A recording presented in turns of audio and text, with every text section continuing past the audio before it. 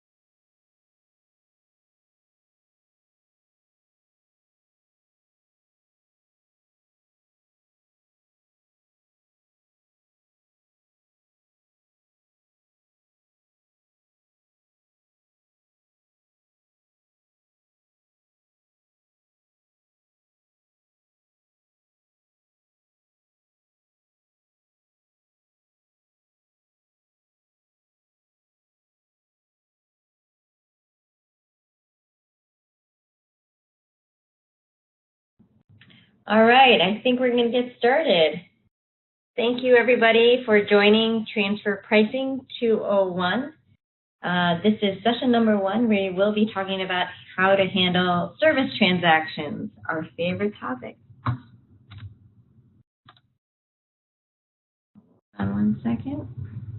All right. So for an agenda today, we're going to go through basically the different types of methods that are available for handling service transactions. We'll talk about transactional methods for services, profit-based methods for services. We'll go through what is the services cost method, which is a very US-centric method. And then we'll also look at the OECD safe harbor, which is recently implemented set of rules specifically from the OECD guidelines that were issued in 2017. And then we'll talk briefly about operational considerations and practical applications, because I think it's really important not only to understand a technical perspective how to handle service transactions, but we also want to be very practical in terms of what it means to implement these methods. So let's start off by talking a little bit about what is a service, though, right? Services between affiliates happen all the time. They could be back office support services that are being rendered by one affiliate to another affiliate. These services could be rendered due to economies of scale. Trying to centralize service activities within one location provides a way to maximize efficiencies and minimize costs for the organization. So that could be one reason why services are provided between affiliates. Other reasons why services are being provided, it could be that a customer contract is entered into with the main affiliate in one foreign jurisdiction, but then the services are actually being rendered in a different jurisdiction, and as a result of the nature of the service or the location of the service, perhaps it makes sense for the affiliate located in that particular jurisdiction to provide the service on behalf of the contracting affiliate. Regardless of what is giving rise to the type of service that's occurring between the affiliates, you have to ask yourself the question, did the service provide a true benefit? Because there are many times when you talk about intercompany services, or you ask an affiliate or you ask a department whether or not they provided a service to one of their foreign jurisdictions, and the answer will always come back yes. Yes, we provided a service. We are on the phone with them all the time. But in fact, when you start talking about the nature of the activity and the true beneficiary of that service, it turns out that based on the definition of benefit in accordance with transfer pricing rules and regulations, that service did not provide a allocable benefit to the beneficiary, which is different than providing a benefit as a part of the greater organization. Clearly, if that person or department says that their service is valuable, absolutely indisputable that the activity that's probably valuable to someone in the organization. But the real test is whether or not that affiliate who received the service, from their perspective, did they receive a benefit? And in fact, without this service, could they continue their operation? Or would they have provided a third-party service provider for that type of activity? Those are the types of questions that you have to ask yourself when you're intercompany activity. A couple of different types of intercompany activities, intercompany service activities, are not allocable, and such activities would include shareholder activities. So to the extent that a service is being provided by one affiliate to another affiliate, and those services are really provided because the sole effect of that activity is to protect the investment in that subsidiary, well, then that activity would be deemed a shareholder or stewardship activity and should not be allocated. So costs such as the creation of an annual report, perhaps, really relate to expenses that should not be allocated down to the various subsidiaries.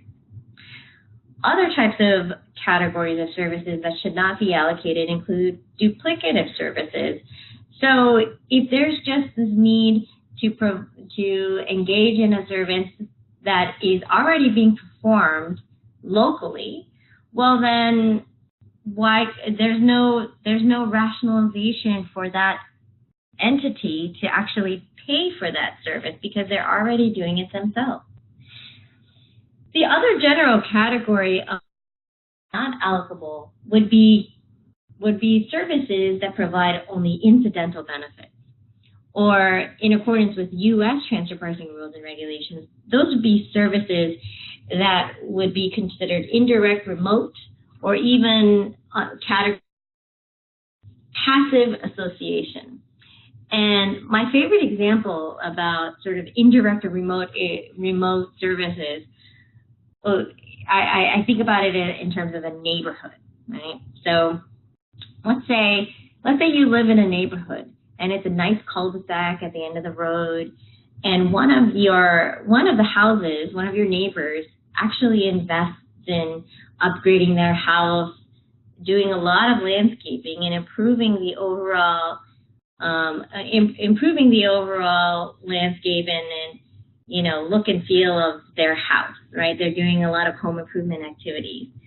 They add a new white picket fence. Anyways, those activities ultimately result in the increase to that house's price point, direct increase to the value of their house.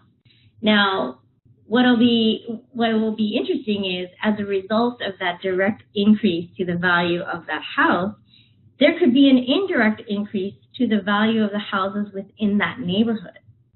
So there's really an indirect benefit being provided since your neighbor invested all of this time, effort, and money into the beautification of their house.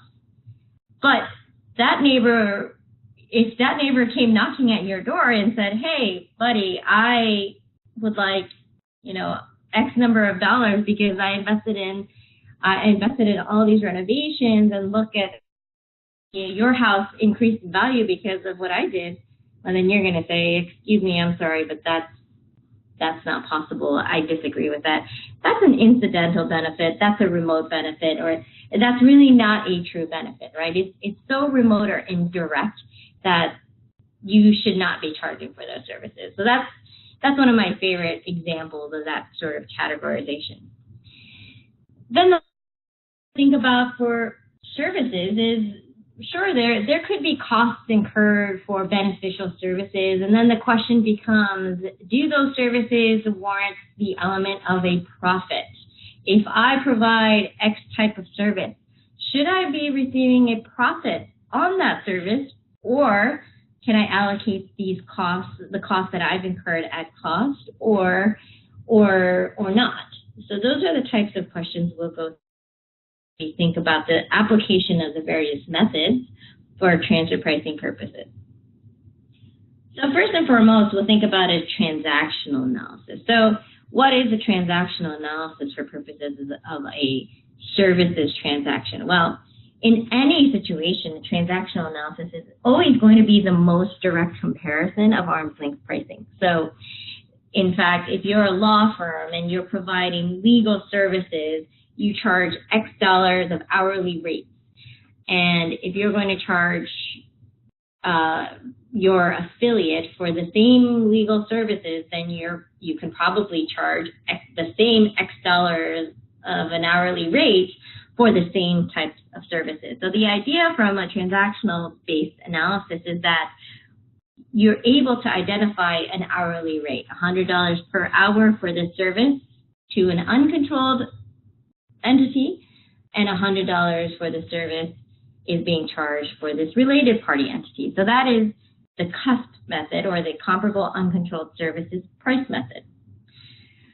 The gross services margin method, or the GSMM, and the cost of services plus method, which is the CSP, those are also transactional-based methods, which basically mean you have to be able to identify situations where you, as the service providing entity, also provide similar types of services to parties. So that's one way you'd be able to apply a transaction-based analysis, if those types of internal transactions exist, right? The other way for identifying, or application, I should say, of the transactional analysis is to look at it from the beneficiary side. If that foreign affiliate were also their unrelated third party, similar prices and hourly rate, the cost method, or a direct cost, the cost of services profit method to those affiliates, or if they're receiving that service from an unrelated third party, they're able to see what type of margin that they're earning upon receipt of that service, which is the gross services margin method. So the transactional analysis really assumes that we're able to identify these internal transactions or even external, right? So are we able to identify specific examples of hourly rates being charged between two unrelated parties? Now, it's challenging to do that. So you don't normally see transaction-based analyses exist or applied for transfer pricing purposes because they're not as commonplace. So identifying those transactions is not easy to do, first of all. Those types of transactions between two unrelated parties, so if you think about a law firm, you may think, oh, well, that's really easy. A law firm provides legal services to many, many different customers, right? And so we should be able to identify hourly rates for legal services. Well, that in theory works, but in practice, it's not possible to do that because all of those contracts between the law firm and each of the different customers, it's not readily available. It's not public knowledge. Sure, we might be able to, through general hearsay, say, oh, well, this law firm we know charges $800 per hour for the partner rate. But from a transfer pricing perspective, we really need to identify specific transactions that are observed in the market, and we cannot rely on general hourly rates where we don't have the actual underlying contract. So it's important to be able to identify true uncontrolled transactions. Then the other piece of this is, let's say we go back to the example of the law firm. You are a law firm, you charge an hour to provide legal services to your customer, and you're now going to provide legal services to your foreign affiliate.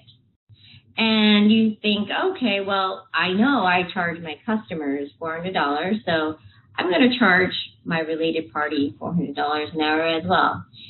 And that might be a great uncontrolled transaction to make that sort of arm's length analysis and comparison. The question is whether or not you've evaluated all facets of comparability and whether or not adjustments would necessarily be applicable to account for potential differences in comparability. So applying a transaction-based analysis, the comparability requirement is very strict. Number one, first, the type of service has to be exactly the same. So in our example, sure, you're a law firm, you provide legal services, we have that covered, it's the same exact service. But if for some reason we were able to identify hourly rates for accounting services versus hourly rates for IT services, well, because the underlying nature of the service is different, those hourly rates would not be directly comparable. From an adjustment perspective, I would say, even though we may be able to identify hourly rates for a law firm, perhaps there needs to be some adjustment or accountability for the fact that the law firm may not have had to incur certain expenses associated with the acquisition of that project, right? So there's no sales and marketing expense, whereas a fully burdened hourly rate for customers might include a margin associated with sales and or marketing expenses or business development expenses. So those are the things that should be considered when evaluating transaction-based economic analysis. So now that we've finished talking about transaction-based analysis, we're going go into economic analyses, which are actually the most common type of transfer pricing analysis for for establishing the arm's length nature of intercompany service transactions. So, economic analysis involves establishing a search for potentially comparable companies that are engaged in the same type of activities that are being benchmarked. So usually you're going to need about 4 or more comparable uncontrolled taxpayers that are engaged in similar functions, bearing similar risks, and holding similar assets. And the reason you need at least 4 comparables is because most jurisdictions, and I say most because it's not all, they want a transfer pricing analysis to construct an interquartile range. So in order to construct an interquartile range, you need at least 4 comparables. So because of that calculation, you need at least 4 taxpayers to make that range calculation even possible. So the methods that are actually being applied for profit-based analysis are the comparable profits method, which is the U.S. nomenclature for this profit-based analysis. Not only does the U.S. use the comparable profits method, but Taiwan actually has adopted the comparable profits method. The OECD equivalent of the comparable profits method is the transactional net margin method. And so most countries have adopted this version of the profit-based economic analysis, which we can go through the details or nuances of what the real differences are between those 2 methods in another session. But for our purposes, transactions, we're just going to treat them as equal or equivalent methods. The other type of profit-based analysis, well, I don't know if it's really a profit-based analysis, but in the U.S. we have the services cost method, which is the method that it allows taxpayers to actually allocate costs without an element of profit, which is why I laughed when we were talking about a potential profit-based analysis, right? The idea of applying this sort of approach is that you need to be able to identify a tested party. So a profit-based economic analysis is basically applied by looking at, who is the least complex entity involved in this transaction, and that's the tested party. So in Transfer Pricing 101, I think we had talked about how to select the tested party. And in a services transaction, the service provider is typically the tested party because usually the intercompany provision of services is just a small the overall activities of a legal entity. And when you're doing an economic analysis, a particular type of intercompany transaction, you're really focused on what are the entities involved in this transaction, what types of functions are they performing, what risks are they assuming, and what assets are they employing for this particular transaction. You really don't look at the overall entity and the complexity of the overall entity in the section of the tested party. So as stated, the comparable profits method and the transactional margin method are applied across all different industries. Right? And in our example, we're really looking at the applicability of this profit-based analysis for services transactions. And what this analysis is doing is it is looking at the profitability of the service provider to assess whether or not the profitability associated with the service is in fact what an unrelated third-party service provider would expect to earn under similar situations if they were operating at arm's length. Right?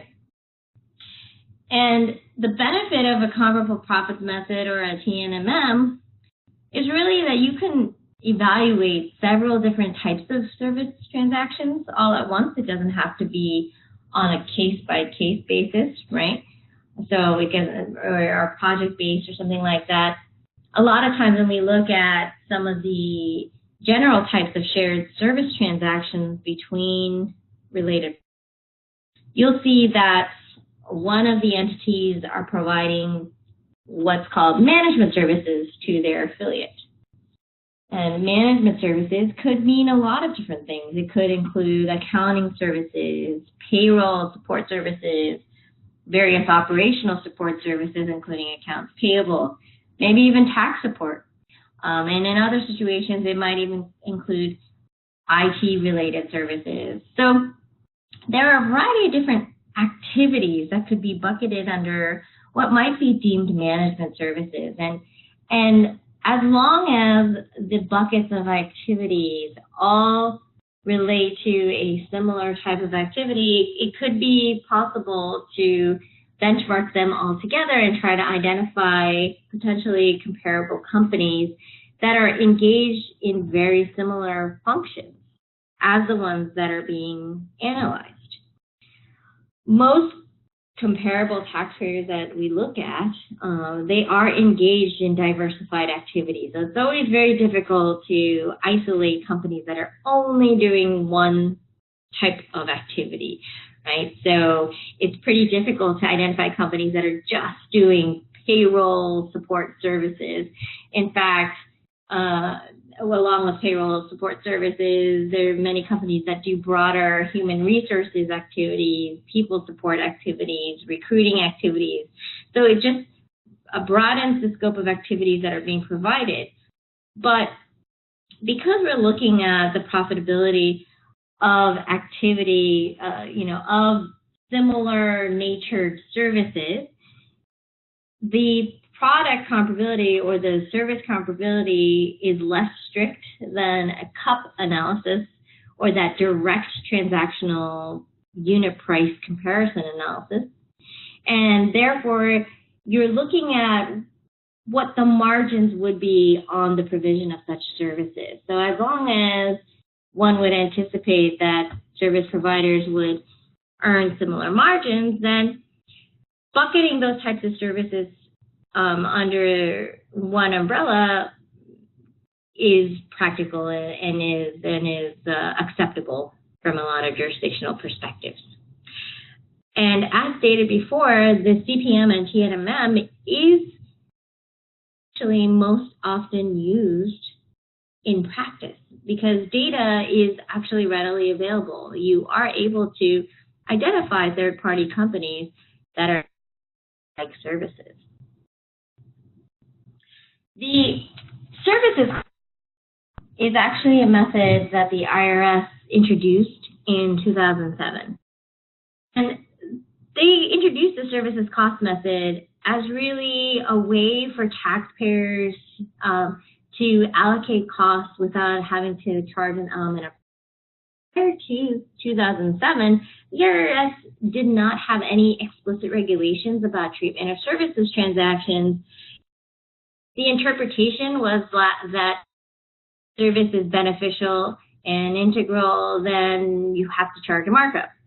So they had two tests prior to 2007, the benefit test and the integral test. And after 2007, really, they looked at services a little bit, changed the way that they looked at services to better fit how the rest of the world, following the OECD guidelines, was examining their service transactions. And the intention of the services cost method was really to minimize the compliance burden associated with the preparation of the transfer pricing documentation. But a couple of things to note about the services cost method. It's not a method that can just be applied for any type of services. You have to be providing services that are either on the white list, which is a very specific list of services that the IRS has identified as qualifying to apply the services cost method, or you have to prove that this type of service is considered a low margin service, which basically means that the service service providers providing a similar service are only earning a margin of less than 7% on average, or based on the median of the results of a search for third-party comparable companies. And the services cost method is an elective method. So if, as a taxpayer, you wanted to apply the SCM, well, you have to explicitly state that you're going to apply the SCM and you're adopting this elective method.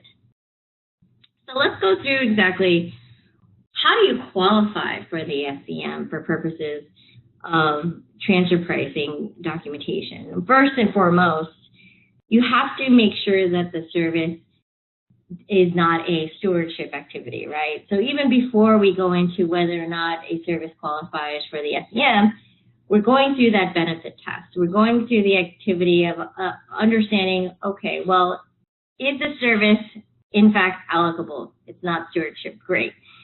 Does it provide incremental value to the recipient? So there is really a benefit that's being provided. Fantastic. Because if there is a benefit, then the question becomes, okay, can I just allocate my costs associated with that beneficial service? Or now do I have to charge an element of profit? So this is where the real decision-making happens for purposes of the SCM application. Number one, is it a core activity? And the concept of core activity is basically whether or not that service passes or qualifies under the business judgment rule. So in your business judgment, does this activity contribute to the core capability or the fundamental risk or failure of the recipient? And if it does, or the renderer actually, and if it does, then absolutely, it has to have a markup on it, right? It is a core activity. But if it's, move on. So the business judgment rule first. In your business judgment, is this a core activity? Right? If it's not a core, then you go through the process of, I'm going to go from the bottom up. Is it a low margin service? That service providers who provide this on average earn less than a 7% return on their costs. Or is the service on the whitelist? Because if it's on the whitelist, then you can charge out at cost, because we've already core activity, and if it's on the whitelist, then it can be charged out at cost. If it's on the blacklist, which is basically the list of services where you are not able to apply the services cost method, then you have to apply a markup. And finally, the other category would be non-core chargeable services, which is kind of this other of a catch-all, right? So let's look at the list of covered services that qualify for the SCM, and services would be considered low added, low margin activities, back office activities, things of that nature. But one of the things I wanted to point out is a service like accounting and auditing, for example. If your is actually in the business of providing accounting and auditing services, well, looking at this list, one might think, oh, well, okay, I'm providing accounting and auditing services to my affiliate. It's on the whitelist. I qualify this for the SCM. End of story. I'm done. However, matrix file, even before you get to the whitelist, you have to ask the question, what is a core activity of the business? And if this is actually the business of providing accounting and auditing services, well, it doesn't even matter that the service is on the whitelist. Unfortunately, you have to charge out for those services with an element of profit. So you can't look at the whitelist first and back into and answer the questions as to whether or not the activity is beneficial or if it's core activity. You have to follow logic or that process. The other list of services are basically the blacklist of services. So the idea here If you've gone through the exercise, the service is beneficial, it's not a core activity, but for some reason you don't think it's core activity, but these are activities that one would consider to be extremely valuable to any organization. Usually, when looking at this list of services, most of those activities you would think would be caught under the umbrella of being a core business function of the entity. Maybe certain activities such as research and development, maybe those types of activities might fall outside of that umbrella, which is why the blacklist essentially captures that these particular types of functions would give rise to helping the organization in such a way that it does not make sense to charge out costs for these types of services.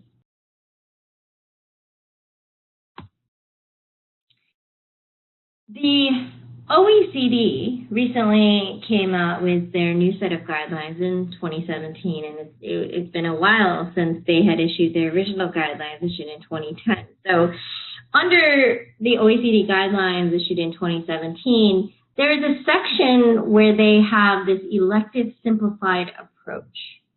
And the simplified approach is very similar to the IRS SEM.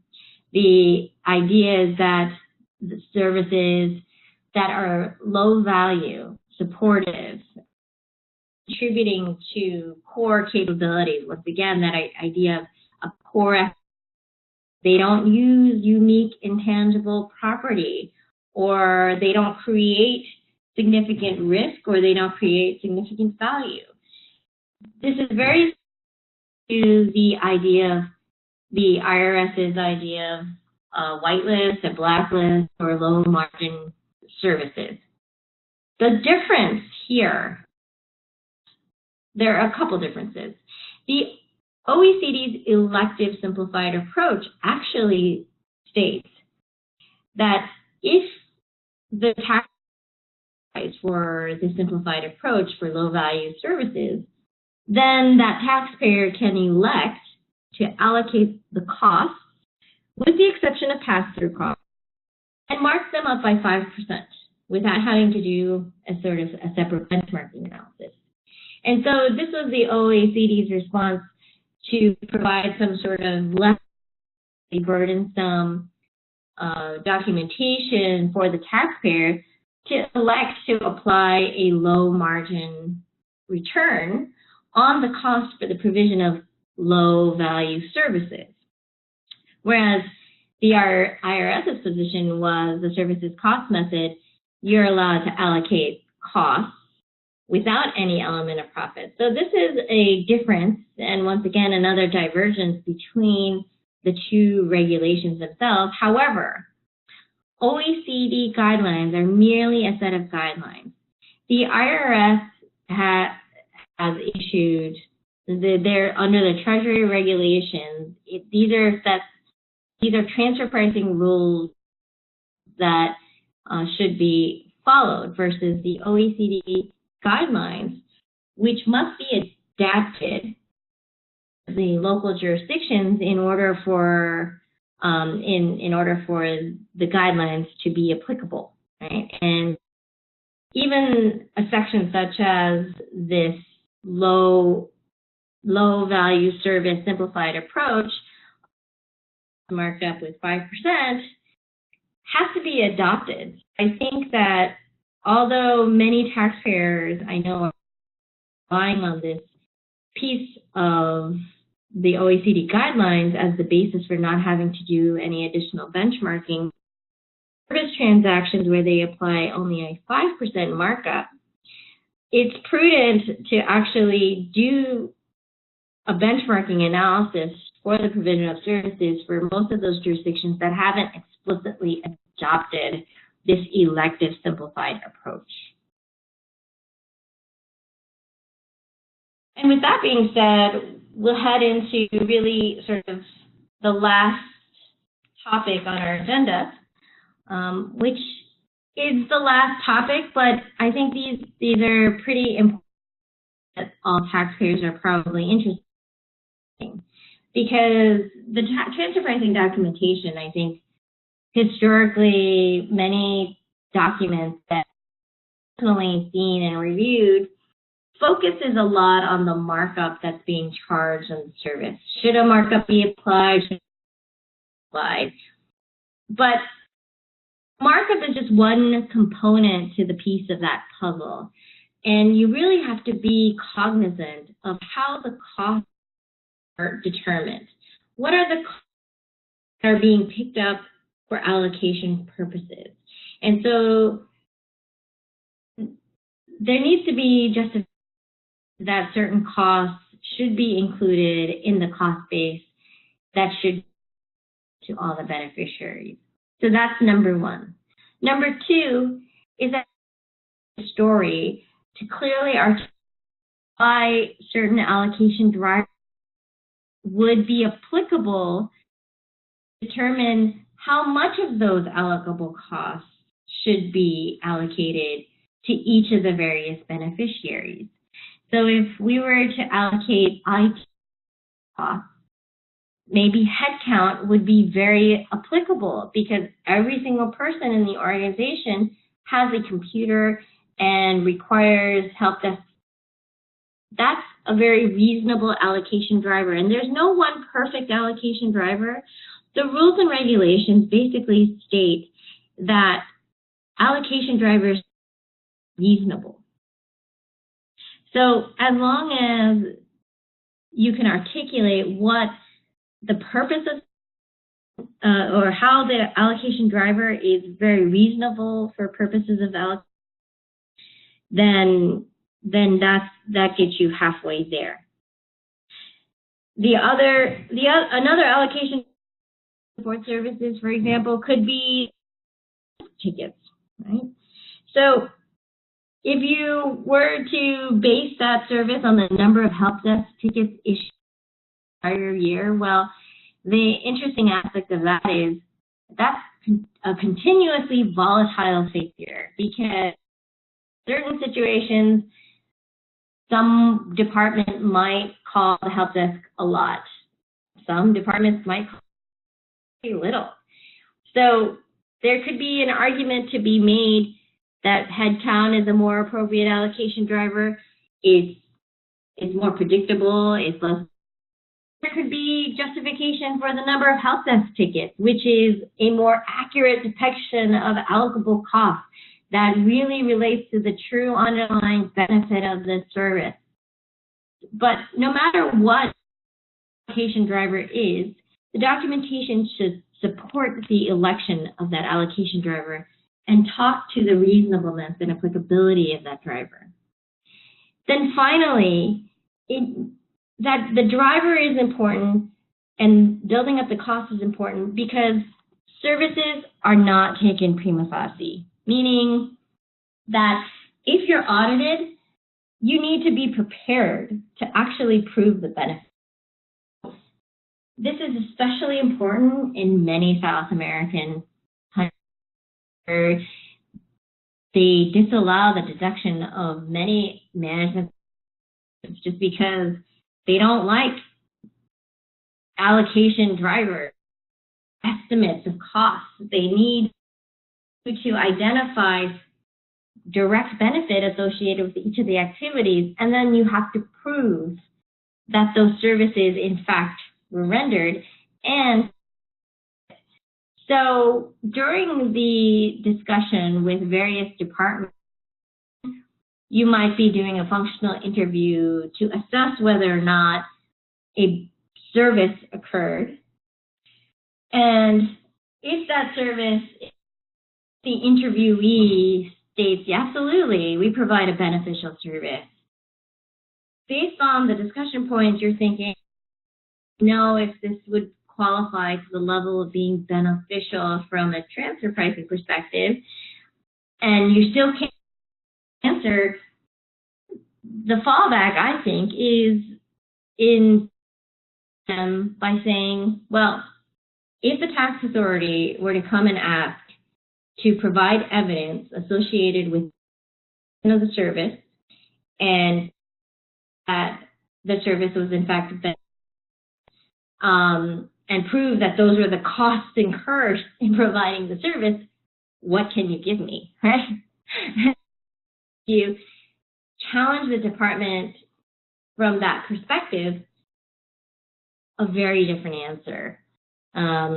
Departments might say, well, there's nothing tangible associated with the activities we provide, or we don't do anything that I can prove.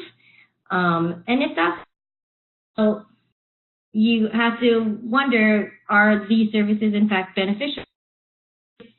It's this holistic exercise of understanding the organization, understanding the services that are being provided, concept of benefits, and then articulating that narrative and that story within the context of the transfer pricing documentation to present the facts of your organization in the best light possible. So with that wraps up our discussion of handling actions in this version of Transfer Pricing University 201. If you have any questions or concerns, please feel free to email at crossbordersolutions.io. I will leave the slide up so that everyone can write down the email address and or the phone number if questions or concerns. Appreciate your time and participation in today's Transfer Pricing University, and I am happy to address any questions at this point in time if we have any.